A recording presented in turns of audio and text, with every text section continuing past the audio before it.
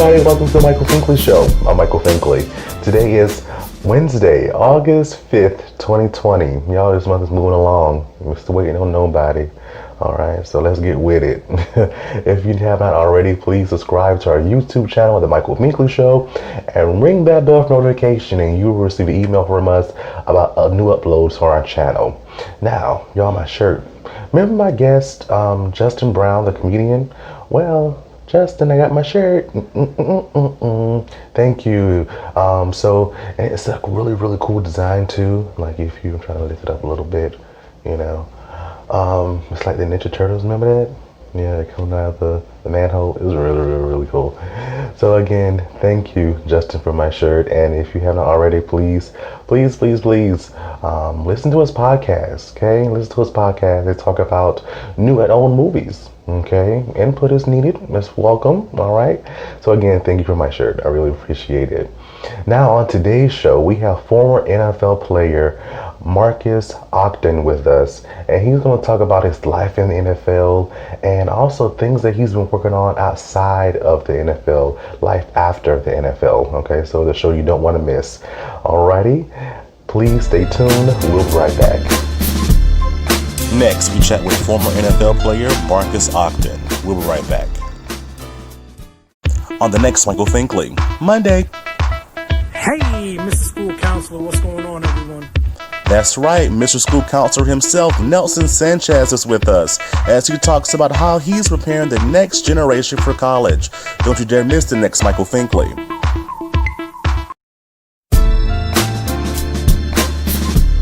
Welcome back to the Michael Finkley Show. Thank you so much for coming back. And so today we have former NFL player, we have best-selling author, we have speaker, consultant, none other than Marques Ogden with us today. Marques, thank you so much for being on. How you doing, Michael? Thanks for having me on, my friend. Yes, sir. Thank you for being on. We appreciate you.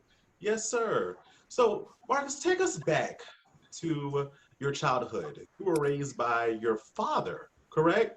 That's correct. We were raised by our single father, Charles Philip Ogden, who raised me and my brother Jonathan Ogden. My brother Jonathan Ogden was the first draft pick of the Baltimore Ravens in 1996. Yeah. And he's actually one of the top 100 football players of all time, first ballot Hall of Famer. And I tell everybody, being raised by a single father, it was very interesting because we learned a lot about self-respect, dignity, respecting women, but most importantly, Michael, we learned a lot about education over sports. My dad played football at Howard University, where I went to college. But he didn't say, hey, boys, go get into football. Like, I feel sometimes parents push their kids to play sports, where our dad said, hey, if you want to play, you go play. I'll support you. You don't want to play? That's fine too. I don't worry about it. But our father just was a man of integrity, high character, impeccable morals, and he always, Michael, supported his boys from day one, no matter what we did. Awesome. That's so great. Having that father figure in your life to bring that to you, that's very important, especially in young male's life. That's very important. So talk about, have you always, because of your father, were you a fan of football because of your father? Oh, absolutely. But honestly, I became more of a fan because of my brother. My brother is almost 7 years older than me. So as I was in middle school, I was in elementary school, he was in high school, and I got a chance to see how he enjoyed football, what it brought to him, the fun, the camaraderie, the teammates. So I developed a love of football from watching my brother play the sport and being able to be around his friends and teammates when I was a young, child, like I said, maybe 9 or 10 years old, watching to see what he did and how he performed the game at a high level from high school all the way through. He retired from the National Football League. Oh, wow. That's amazing. Okay. So you had that figure as well. So Howard, HBCU pride. I went to Allen University in Columbia, South Carolina, HBCU. So talk about that experience. I know that, when you go to college, you see so much, you're exposed to so much. How was that life for you? Oh, man, it was amazing.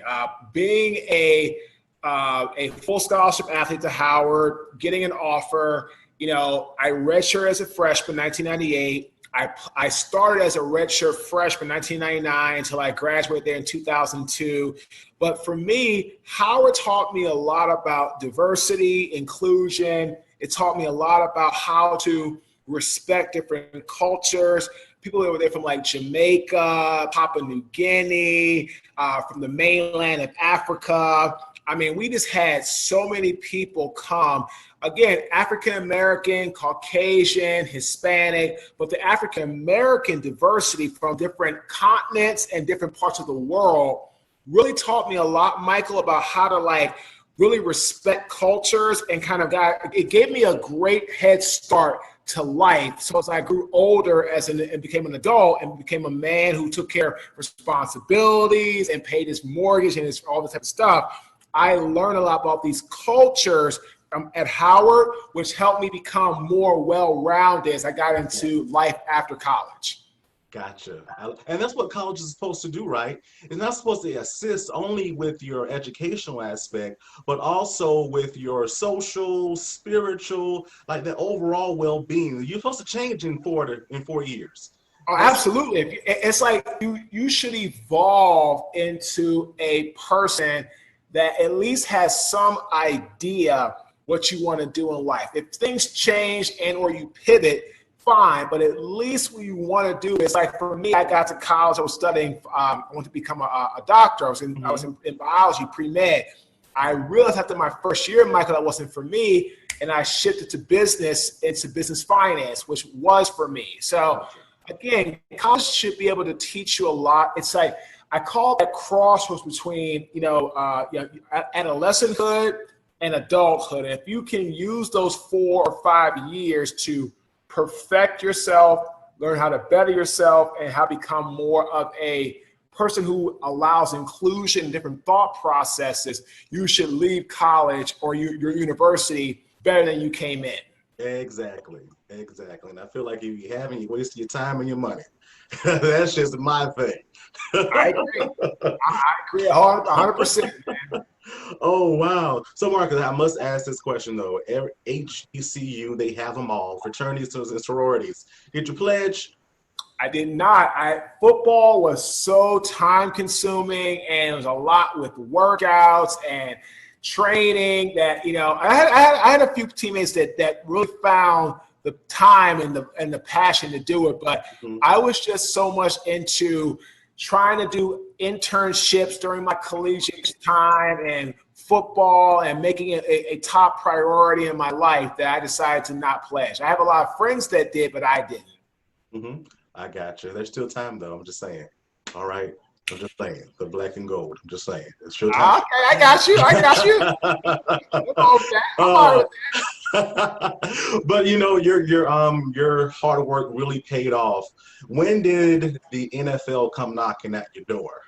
The NFL came knocking, Michael, during like my junior season, when near the end I had some scouts come out from like the Texans, the Colts, the Ravens, the Jaguars, the Browns, all over. And then that's when I really realized, as I was going into my last year, that I had a real chance of becoming a NFL athlete. So I dedicated that last year of college, all football. I mean, of course, I did my classwork and all that stuff, but I dedicated to lifting. I went to a bowl game, went to the Hula Bowl in Maui. As a matter of fact, my head coach is now the head coach at University of North Carolina, Chapel Hill, Mac Brown, who coached me in 2003 Hula Bowl. And I put everything I had and gave 100%, 110% into my craft, and it paid off. I mean, it was a gamble because you never know if you're going to get drafted. You never know if you're going to get invited to camp. I mean, if you're like, Trevor Lawrence from Clemson, you're going to be a top #1 pick. But you don't know, you come from a small college and you're trying to work your way up the draft boards. I mean, you don't have any idea. So I put everything into it, and I worked my tail off, Michael, and I got drafted in 2003 to the Jacksonville Jaguars. Wow, that's amazing. How did you feel at that moment when you said, I accomplished this, I did this? when you see your name, Michael, come across the screen on ESPN, you're like, wow. It's real. All my hard work, all my blood, sweat, and tears, everything paid off. And as a result of that, it literally got me to where I want to be. Oh, that's amazing. So life in the NFL, can you describe it? What's it like? It's a life of hard work. It's a life of dedication to your craft. It's a life of giving up part of your life in order to do a job that you love. But it's also very rewarding financially. It's also very rewarding from a standpoint of people knowing who you are. And it's got its good and bad, like anything else. But I tell everybody, making it to the NFL is one thing. Staying in the NFL is something totally different. Totally different. There you go. There you go. And how long did you actually stay with them?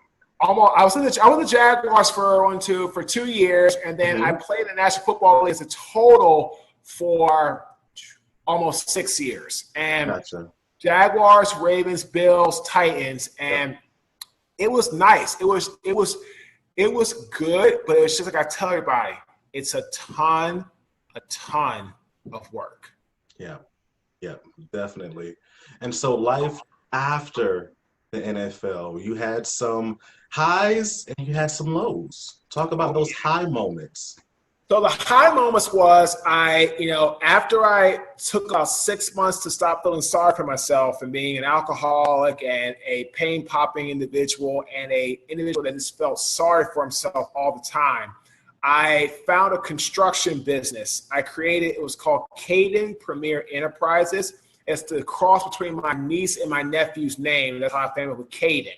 And we started at zero at the bottom, got a partner, built a culture. We became the largest African-American subcontractor in the city of Baltimore and the state of Maryland, Michael, in the area of site work. So earthwork, grading, stone, utilities, 7 erosion control. That's what we did. We became the top.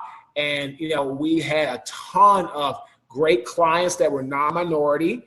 We worked for like Johns Hopkins Hospital, downtown Baltimore, and we grew a massive organization. I was a very successful individual. I worked a lot. I put a lot of time in, but unfortunately, as the company grew, Michael, so did my ego. And as my ego grew, I got very, very, shall we just say, super pompous, and I got very just like my way or the highway. I had what I call now a fixed mindset where if you didn't agree with me, Michael, you were gone. Yeah. That's how I felt. And that's what I did.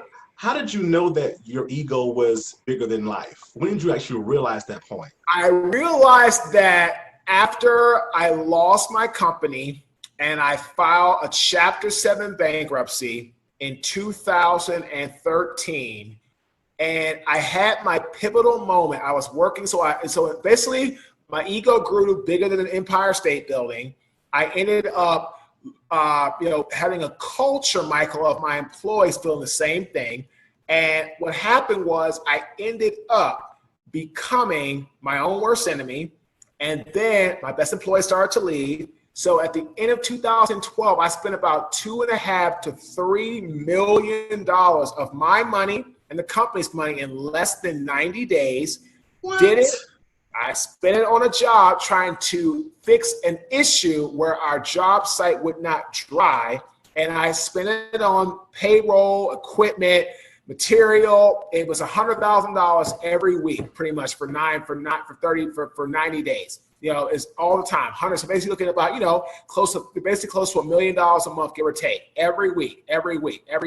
400,000, that's just in payroll. Then another probably 600,000 or between 400,000 and 600,000 on material and just insurance and just equipment costs and stone and grading, you name it. It was just out the door.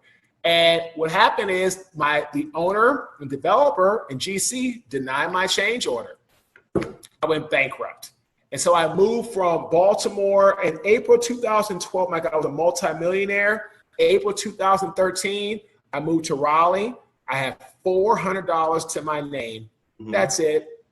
Home foreclosed on. Both cars repossessed in the same day. I got here, I was working at Merrill Lynch. After 2 months, got fired, all my fault. Got a job to a construction company. The next day, got a company truck, phone, laptop, first week's pay. Fired me 5 days later. They shut down the parts division of that organization. The only job I could get, along with coaching football to the youth, as a side business or as a side hustle. I wasn't a businessman. I didn't know how to run a business really. I was just like, pay me so I could just stay alive. I took a job as a custodian because my clients were not coming as consistently and fluidly with the fact that it was football season. So I took a job as a custodian, Michael, for $8.25 an hour in September 2013. Worked from 10 p.m. till 5 a.m. from September 2013 until March of 2014. And the question you asked, when did I realize my ego had gotten so big? When I had my pivotal moment and I realized that, wow, oh my goodness, literally, I am about to be here the rest of my life because I have no accountability. And that's what happened to me. And I said, okay, I've got to turn this around. I've got to go. But I realized that my ego had gotten bigger than my way of life at that moment. And that's why my company went bankrupt. Yep. Literally at that moment. Yep. And picking up someone's trash. You like, this is why. Well, when someone's trash got on my bare skin, my clothes, my body, that's when I realized. Mm-hmm. Mm-hmm. That's why I gotta change. Wow. And that's what happened.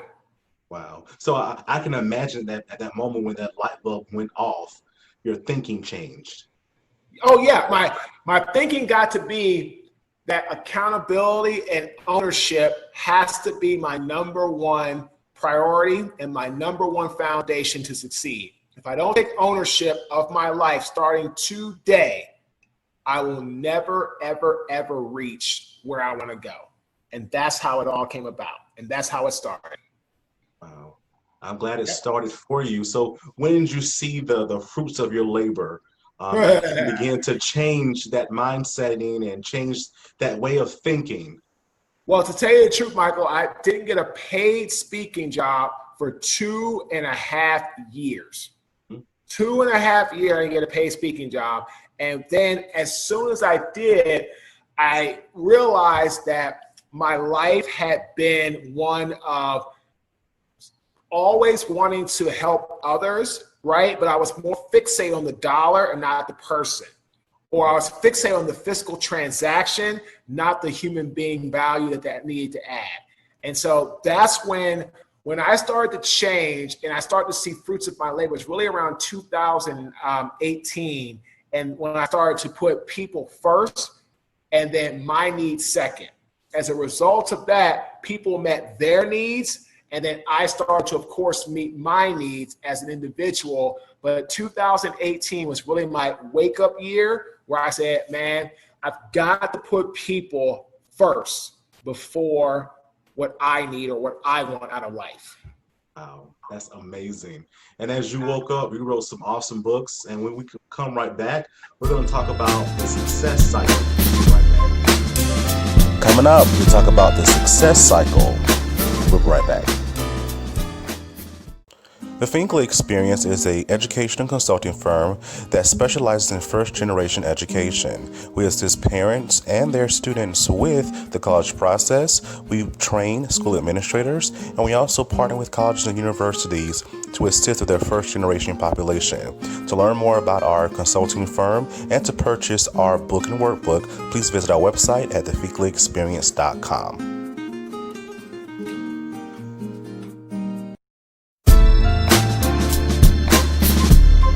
Welcome back. We're still chatting with Mr. Marques Ogden with us. And I tell you, a story like no other. It's very relatable, very relatable. And his awesome book as well, The Success Cycle. Marques, I had an opportunity to view some of your videos on on YouTube, and I tell you, in your book, it is just amazing. And some things that really stood out to me. Chapter 10, when you talk about motivation versus inspiration. Can you elaborate a little bit more on that for us, please? So to me, Michael, motivation is when you do something because of an external force, or you see something that you want and that's driving you. So like you take a job for the money. Like I said earlier in our interview, when I was working as a coach and a speaker, I was so focused on money, pay me, make a living, become the next Tony Robbins. And that's why I got nowhere. Now I'm inspired, which means from within me, I want to help as many people as possible achieve a high level of success. In the book, I talk about you have yourself, who has 2 legs, money has 4 legs. If you try to chase money, you'll never catch up. If you live a good, holistic life, going down a good path, walking the right way, money has enough legs to catch you. So that's the difference. Be inspired to make a systemic, lifelong, real change, not just motivated for the short-term, outside, external reward and or potential gain. I love it. I love it. And you also talk about, too, that model. You know, if you're looking to model after someone that has been in the game maybe a few years more than you have. And you mentioned Les Brown. And a lot of people try to, mock him and his image, but he has 40 plus years, right? So I'm going to mock. I'm glad you said that. And it put me in perspective. I'm like, Marques is it now for me. Marques is it for me. I'm going to, he has a few years on me, so I can look at that as an example. Well, it makes it, there's strategic plans, which is your long-term 30,000 square foot view, and you have your tactical plan, your everyday, day by day, week by week, what you need to do to get to your end result or your end goal. So many people want the strategic planning is easy to create because it's beautiful, it's pretty. You're in the airplane looking down, you see farmland, you see beautiful grass, you see waterfall, stream. You get down on the ground, it could be a dirty field full of trash and muck. It could be a stream that has all kinds of improper or really horrible things in the water, and you have to clean it. That's where I feel most people struggle. Everybody wants to paint the long-term, big, pretty, big picture view, but very few of us want to actually paint and execute the tactical, everyday, week by week, necessity things that we must accomplish to achieve the strategic end goal. So strategic is your long-term vision, and then tactical is your short-term, everyday execution, things you need to strategically and put into place and get done to get to where you want to go. I love this. Oh, sir, where were you 5 years ago? Good Muga. So you mentioned some other awesome things as well, as in values will be a habit. You gave the example of you exercising. That's what you value, and what you value becomes that overall habit. Absolutely. If you value something, like if you value good health, right? One of your habits will be to exercise consistently. If you value, being the best you can be, your habit will be to do what you need to get done every day, no matter what you face, to get to your end result. This is what I say. One of my clients, his name is Robert Brabo. He says in his book, which I read, that you have your values or behaviors, however you want to identify them, plus time that you take to invest in those values and behaviors to sharpen your skill sets, times the employees of the organization will equal your culture. And this is why I feel a lot of people don't ever reach a healthy culture, because it takes time to develop the behaviors, the processes, the values. And I always ask people this question: are your values aligned to what is on your website? The answer is yes. All right. The answer is no. Why? Right? On the right side, the culture will not change unless you go to the left side where the behaviors lie. Right? Not going to happen. Time is not going to change who you are. Right? You either are who you are or you're not who you are.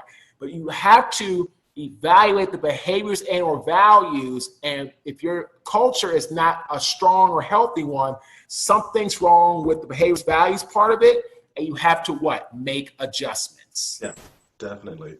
Definitely. And I'm so glad you talk about the cultural aspect, because in chapter 13, you talk about building your power team. What does that consist of? The power team consists of people to help you get things done that you are not good at executing yourself, and or you don't need to invest your time to do.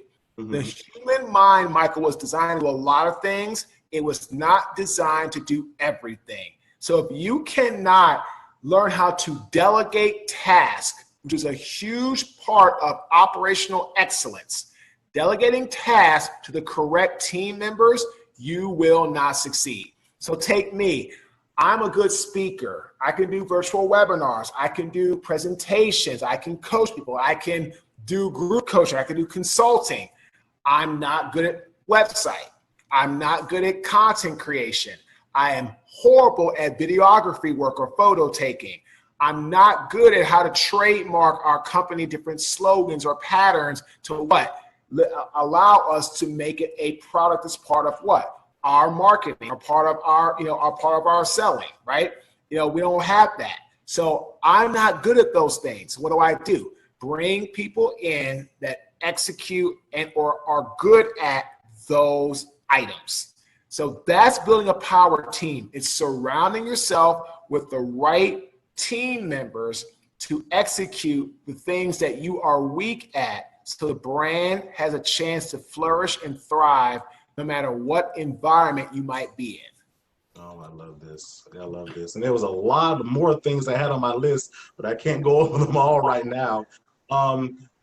Encouraging words. I love to end my segments with encouraging words for viewers out there that strive or are striving to be a success in their own right, because success looks different for everybody. So what can you provide to that person that wants to one day be that speaker, be that author, be that businessman or woman? I'm going to say it's plain and simple. You have to believe it before you see it. If you don't believe in yourself, your vision, your goals, your aspirations, why in the world would anybody else? Yeah. So you have to truly believe at the highest level that you are primed for success. And no matter what adversity you face along the way, it's not going to deter you from pursuing your greatness. So again, you have to first believe it before you can see it. Believe it, see it. Because how else are you going to achieve it? Right. I mean, so I'm saying, if you don't believe it and you can't, if you don't believe it, you're never going to see it. You're not going to achieve it. Because and what happens is, Michael, most people don't succeed because they're their own worst enemy. Or they give up too early along the journey, and then they never can reach full potential, and they do what? Spend their entire lives continuously like a merry-go-round trying to find something to stick to make it work for the quick fix. There is no quick fix. But the ones like the Damon Johns or the Mark Cubans or the Tony Robbins or the Les Browns or the Mel Robbins or, all these successful people, what do they have in common? They never gave up on their journey. That's the difference. Love it. Yes, sir. That is the difference. Definitely. How can they find you on social media? Great question. They can go to our website, www.marques, MARQUES, Ogden, OGDEN.com. You can find us there, or you can shoot us an email, Marques_Ogden@yahoo.com. We do keynote speaking and virtual webinars. We do group coaching. We do one-on-one coaching. We do consulting. Of course, we've written several books. And we also, Michael, our audio book just got released last week. It's on Audible. It's actually been done by a guy named David Zasden, who is an award-winning audiobook recording actor. Did a great job on the book, brought it to life, good inflection, good dictation. He just did a really nice job of making it very visual, and the way he spoke on the audiobook. And again, as I said, and Michael, you know this, so the first book, Sleepless Nights, did pretty well. Our second book, The Success Cycle, is on Amazon online, Barnes & Noble online. You can also find it on our website, but it's also in every Barnes & Noble bookstore across the United States in the business section.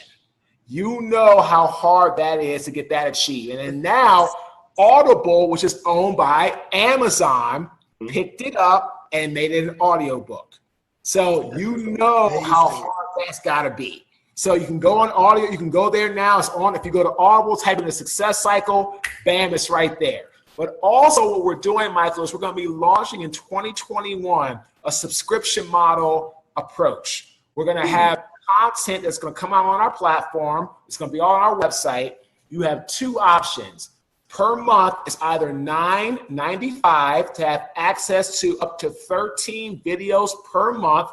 Each video is going to have a theme, like going to be like goal setting, networking, marketing, branding, and we're going to have one main video each month, and then each week, Monday, Wednesday, Friday, you're going to get access to a video no more than 2 minutes with one quick action tip for the day around that theme, period. $9.95 a month. So you're going to have up to almost 30 minutes of content for $10 or less than $10 a month. Or you could pay $14.95, have access to that content along with the Facebook group, along with also what we're doing is with the Facebook group, we're having you have like worksheets that you can download to help you along the way. And we're also coming out with something called the Extreme Ownership Playbook. That's a one-time fee of $19.99. It's a workbook that you can print, download, and do action steps to help you take ownership of your own life. Again, 7.5 years ago, I was broke, bankrupt, almost homeless. In the last 4 years, I've worked for 17 Fortune 500 brands as a speaker, trainer, coach, and/or consultant. Of the 17, Michael, 10 are Fortune 100. 10. So in the Extreme Ownership Playbook, it creates a blueprint for you. It's a one-time fee of $19.99 to have access to that. And then our ongoing subscription, either $9.95 a month for the videos or $14.95 a month for the videos, plus the Facebook group, plus worksheets you can download around the monthly topic. We're not trying to break anybody. We're trying to add value at a very affordable price. So that'll all be on our website. Again, www.marques, M-A-R-Q-U-E-S, Ogden, O-G-D-E-N, Michael.com. Well, I'm sorry, MarquesOgden.com. You can have my name in there somewhere. I love it. You heard it here. Thank you so much, Marques, for being on. Thank you so much. Absolutely, my friend. I enjoyed it. Thanks for having me on.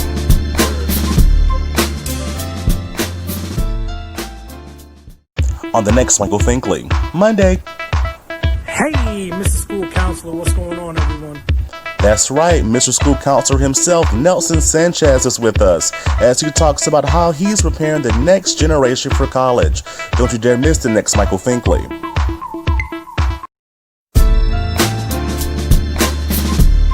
Hello everybody, welcome back to the Michael Finkley Show. Did you enjoy yourself? Y'all, I know I did. It was like, I told him behind the scenes, did you take some things from my life and put them in your life? It was amazing. You know, it feels like a light bulb came on when I was talking with him. So truly an inspiration. Marques, thank you so much for being on. He told you how to get his books and his services. Yo, all the information is down below in the description. Reach out to him if you need so. And let's talk about it. Share this information with others, okay? Thank you so much again, Marques, for being on. On the next Michael Finkley, we have Mr. School Counselor himself, Nelson Sanchez is with us, and he's going to talk about his awesome business and also how he's helping the next generation prepare for college. It's a show you don't want to miss. That's on Monday's show. Again, thank you so much for watching. Thank you to all the subscribers, all the viewers, everyone out there that's just been supportive of the Michael Finkley Show. We really appreciate you, and you are making us look good. Thank you so very much. If you'd like to be a guest on the Michael Finkley Show, please email us at michael@thefinkleyexperience.com. Y'all have a good rest of the week, and we'll see you Monday. Have a good one.